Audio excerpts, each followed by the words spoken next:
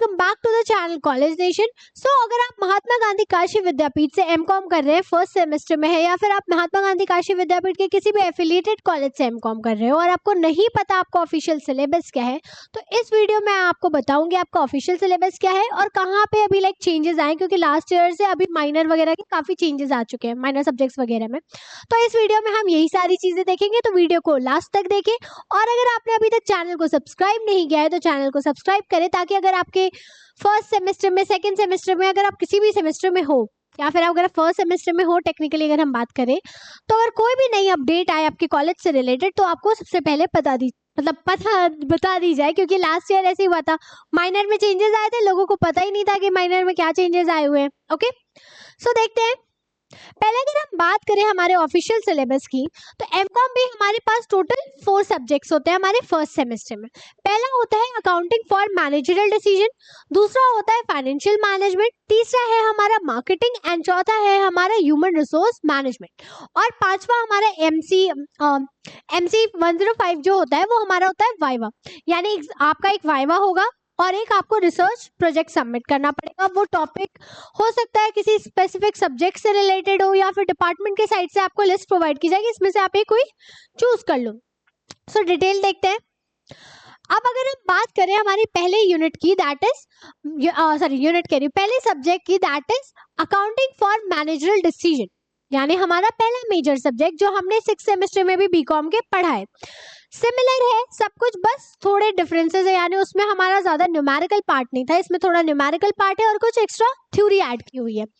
बात करें इसकी पहले यूनिट की, तो that is based upon management accounting, यानी कि मैनेजरल अकाउंटिंग एग्जैक्टली होती क्या है, उसकी इंपॉर्टेंस, उसके स्कोप्स, उसमें हम टेक्निक्स क्या क्या यूज करते हैं, ये सारी चीजें दी हैं। दूसरी यूनिट की बात करें तो that is financial statement analysis, यानी कि फाइनेंशियल स्टेटमेंट होती क्या है, उसमें क्या क्या चीजें आती हैं, किसको ऐड करना है, किसको माइनस करना है, ये सारी चीजें बताई गई हैं। तीसरा है fund flow, cash flow and statement, मतलब fund flow, cash flow statements बनाते थे, ऑपरेटिंग, फाइनेंसिंग, इन्वेस्टिंग एक्टिविटीज, वो सारी चीजें। इसका आपको न्यूमेरिकल भी देखने को मिलेगा और थ्योरी कॉन्सेप्ट भी ज्यादातर आता है। फोर्थ यूनिट की बात करें तो that is about reporting to the management, management में रिपोर्ट्स कैसे वो करनी है उससे रिलेटेड है। अब अगर हम बात करें हमारे मेजर सब्जेक्ट्स की, तो ये कितने मार्क्स के होते हैं। पहली चीज तो पहले हमारे यहाँ ऐसे होता था, ऑड सेमेस्टर में डिस्क्रिप्टिव होता था, इवन में एमसीक्यू पैटर्न पे पेपर होता था। बट अब ऐसा नहीं है, अब चाहे आप ऑड सेमेस्टर्स में हो चाहे इवन सेमेस्टर में हो, दोनों में ही आपके पेपर किस फॉर्म में होते हैं, डिस्क्रिप्टिव फॉर्म में होते हैं। और साथ ही साथ पहले माइनर और ये स्किल डेवलपमेंट, को करिकुलर, इनके भी एग्जाम्स होते थे, अब ये सारी चीजें भी हटा दी गई हैं, यानी अब आपको सिर्फ अपने मेजर सब्जेक्ट्स का ही एग्जाम देना है। और अगर हम वही बात करें पेपर होता कितने मार्क्स का है, तो ये जो आपके पेपर्स हैं, जितने भी मेजर पेपर्स हैं, पर सब्जेक्ट 100 मार्क्स का पेपर होता है। पूरा न्यूमेरिकल थ्योरेटिकल पार्ट, न्यूमेरिकल कह रही हूं, सो सॉरी, तो पूरा थ्योरेटिकल पार्ट में आपका पेपर होता है और आपको रिसर्च प्रोजेक्ट भी बना के देना होता है किसी पर्टिकुलर एक टॉपिक पे। नेक्स्ट उस पे आते हैं सब्जेक्ट पे, दैट इज कहाँ गए, फाइनेंशियल मैनेजमेंट। ये सारे वही सब्जेक्ट्स हैं जो हमने 6 सेमेस्टर्स में अपने बीकॉम के पढ़े।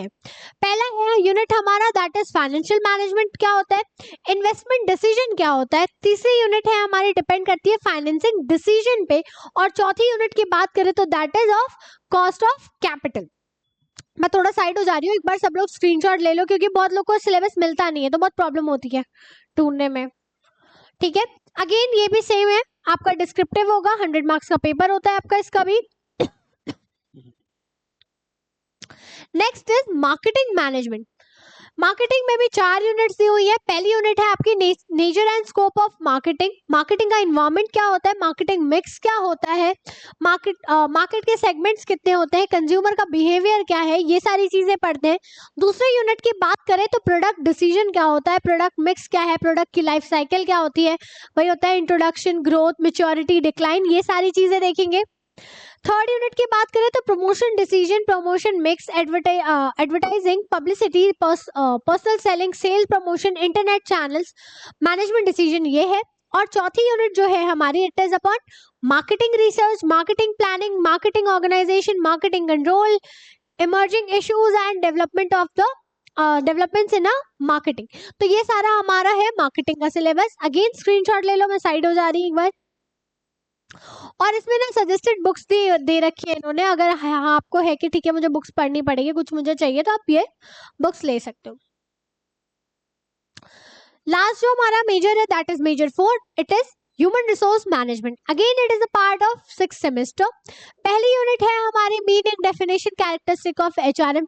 इसका पेपर बहुत अजीब आता है, तो एचआरएम थोड़ा ढंग से पढ़ के जाना। एचआरएम में बेसिक जो मैनेजर की क्वालिफिकेशन क्या होती है, मैन पावर प्लानिंग क्या होती है, रिक्रूटमेंट सिलेक्शन, ये सारी चीजें हैं। फोर्थ यूनिट आप सेकंड यूनिट है जो वेजेस एंड सैलरी पे है, कि वेजेस कितने देने हैं, एम्प्लॉयज को क्या बेनिफिट देने हैं, फ्रेंच बेनिफिट्स वगैरह, वो सारी चीजें कवर अप करते हैं। थर्ड यूनिट की बात करें तो प्रमोशन, डिमोशन, ट्रांसफर, टर्मिनेशन, ये सारी चीजें क्लैरिफाई की गई हैं। फोर्थ यूनिट में आता है job analysis, job description, performance appraisal, meaning, difference with the merit rating, objective of performance appraisal, ये सब कवर कर रखा है। अगेन स्क्रीनशॉट ले लो, मैं साइड हो जा रही हूँ। लास्ट टाइम ऐसे मैं बीकॉम का वो करवा रही थी, तो किसी ने मुझे कमेंट किया था, मैम आप वो करके रखो, थोड़ा साइड हो जाया करो, हमें दिखता नहीं है, हमें स्क्रीनशॉट लेने में दिक्कत होती है। ये बुक्स है। तो यही तक था हमारा फर्स्ट सेमेस्टर का सिलेबस। अब आते हैं बात पे कि अगर हमें सिलेबस तो पता है पर मैम प्रॉब्लम होती है, समझ में नहीं आता क्या करना है, और किसी किसी का तो होता है कि हमें जीआरएफ वगैरह करना है। तो अगर हम अपना एमकॉम अच्छे से करेंगे तो उस पेपर में हमें समाव बहुत हेल्प मिलेगी, बट कॉलेज की पढ़ाई से कवर अप हो नहीं पा रहा। तो इसके लिए अब कॉमर्स नेशन ला चुका है अपने एमकॉम सेमेस्टर बैचेस। जो लोग बीकॉम में हमारे से जुड़े थे उन्हें पता है कि हमारे बैचेस कितने इफेक्टिव होते हैं। लाइक आपको important question, previous year paper, PDF notes और प्रॉपर वीडियो लेक्चर्स प्रोवाइड किए जाते हैं, जिसकी वजह से आपका एग्जाम सेमेस्टर बहुत ही स्मूथली बिगड़ जाता है, बहुत ही स्मूथली जाता है। यानी कि कोई टेंशन ही नहीं लेनी, कोई वो शॉर्ट सीरीज वगैरह के टिटिम्बे में पढ़ना ही नहीं है। एक बुक की कॉस्ट में तुम पूरा अपना सेमेस्टर कवर अप कर लेते हो। तो सिमिलरली अब एमकॉम का भी बैच आ चुका है। इस बैच में अब आपको मिलता क्या है, आपको रिकॉर्डेड क्लासेस मिलेंगी, लाइव क्लासेस मिलेंगी जो ऑन डिमांड होगी। लाइक कि ठीक है, अगर आपको मैनेजमेंट का कोई ऐसा पार्ट नहीं समझ में आ रहा, मान लो फाइनेंशियल मैनेजमेंट में कोई एक चीज नहीं समझ में आ रही और सारे स्टूडेंट्स ने बोला है, तो उस पर एक लाइव सेशन भी आपको मिल जाएगा। लाइव डाउट सेशन मिलता है, प्लस आपको क्लास और क्लास की जो नोट्स कह लो या फिर पीडीएफ नोट्स प्रोवाइड किए जाते हैं जो काफी इफेक्टिव होते हैं। यानी आपको बुक्स वगैरह लेने की चिंता नहीं करनी है। और अगर वही बात करें तो प्रीवियस ईयर पेपर को भी सॉल्व करवाया जाता है। सब जानते हैं प्रीवियस ईयर पेपर सेमेस्टर में भी उतना ही इंपॉर्टेंट रोल प्ले करता है जितना किसी एंट्रेंस एग्जाम में प्ले करता है। और वहीं अगर हम बात करें तो बीकॉम वालों को पता होगा सर का वो जो लास्ट मोमेंट पे आता है कि ठीक है इंपॉर्टेंट क्वेश्चंस वाली जो पूंजी आती है, उससे आपको पता है 60-70 क्वेश्चंस, मतलब 60 to 70% क्वेश्चंस आपको उससे मिल जाते हैं। तो सिमिलरली एमकॉम में भी सर अपने वो स्पेसिफिक क्वेश्चन की पूंजी लेकर आएंगे जिसमें से आपको मिलेंगे। अब बाकियों को तो यूट्यूब पे मिल रहा है तो हमें भी मिल जाएगा, हम क्यों पे करें भाई। मतलब अगर हम स्पेसिफिकली बात करें तो आप कहोगे बैच में दे रहे हो, वहां दे रहे हो, बात तो सेम ही है। बट अगर आप बैच लेते हो तो बैच में ये सारी चीजें आपको बहुत ही पहले बता दी जाती हैं, ना कि लास्ट मोमेंट पे। सबको पता है यूट्यूब पे कब आता है, एग्जाम से एक दिन पहले, और वो उतनी हॉचपॉच वाली सिचुएशन में पता नहीं लोग कैसे पढ़ते हैं, मुझसे तो नहीं हो पाए।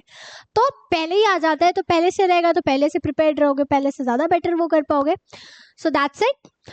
तो हमारे बैच में ये सारी चीजें हैं। बैच का सबको आइडिया आई गेस समझ में आ चुका है। और बैच का प्राइस क्या है, दैट इज लाइक हाँ ठीक है, बेयर मिनिमम प्राइस आप जिसे कह सकते हो, दैट इज 999 ओनली। ओके, यानी 1000 रुपए भी नहीं देने, इतने में तो तुम्हारी एमकॉम के एक सेमेस्टर की बुक्स भी नहीं आती हैं। मतलब मैं जब एमकॉम में थी, मतलब फर्स्ट सेमेस्टर में थी, तो मेरा आई गेस मैंने 15 या 2000 की बुक्स ली थी अप्रॉक्स, और वो बुक्स किसी काम की नहीं आई क्योंकि बुक समझ में भी नहीं आती थी।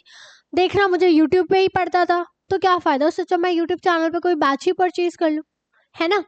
तो अगर हमें बैच परचेज करना है तो हम बैच परचेज कैसे करेंगे, सिंपली आपको क्या करना है, ऑफिस के नंबर पे कांटेक्ट करो, या फिर आप हमारे ऐप को डाउनलोड कर सकते हो डायरेक्टली कॉमर्स नेशन को, आपको मिल जाएगा ऐप, उसमें जाके आप बैच को परचेज कर सकते हो। So that's it. अगर आपको बैच परचेज करना है तो जल्द से जल्द परचेज करें ताकि आप अपने सेमेस्टर एग्जाम की प्रिपरेशन इजिली स्टार्ट कर सके और जल्द ही स्टार्ट कर सके।